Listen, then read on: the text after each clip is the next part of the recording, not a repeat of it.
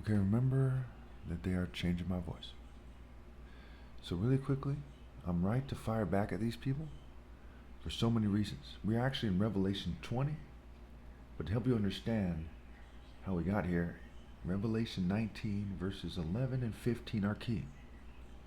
They make it clear that I'm supposed to wage war with righteousness and justice, and that there's a sharp sword coming out of my mouth, figuratively speaking. See Mark 7, Matthew 23, Christ is a character in the story, chastises these people. Now, the Bible isn't the book that God put here to tell you how to proceed.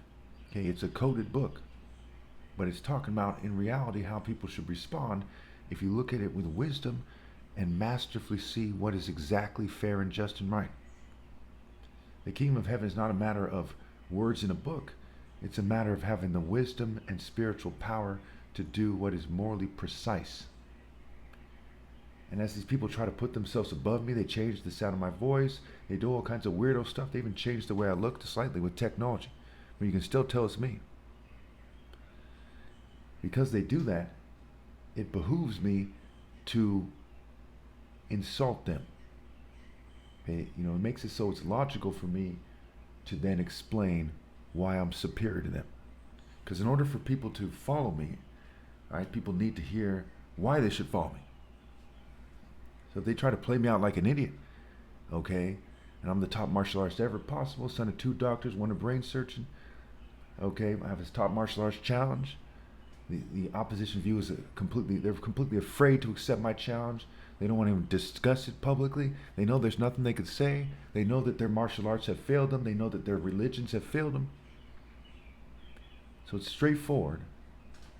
And so on that note, because they did things to mess up this video, I'm going to go ahead and point out again, think about white people, they're very kind of, very much like each other. They don't really stick out. Like if you think about white people in the NBA, for example, bunch of white guys, right?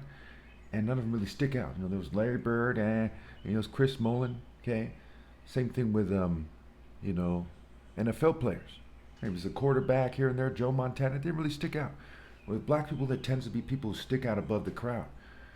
And I'm the bell that rings the loudest. Not only do I stick out above everyone else, I stick out above everybody who sticks out above the crowd.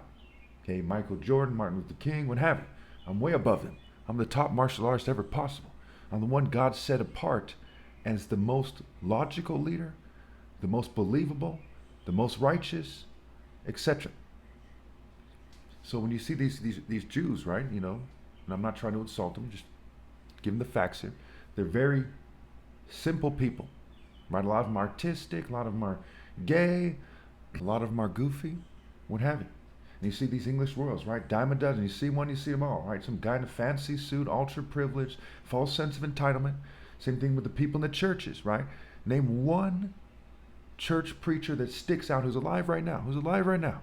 Dime a dozen, just following the government, what have you. While I'm set apart by God. You see, they don't even talk about monotheistic martial arts because they don't do they're not in the order of God. It's one thing to point to me and not to do martial arts and to do what I say. It's another thing if you don't even point to me and you think that people should do what you say and not me and I'm Christ. You have one teacher, that's me, the Messiah, not these liars.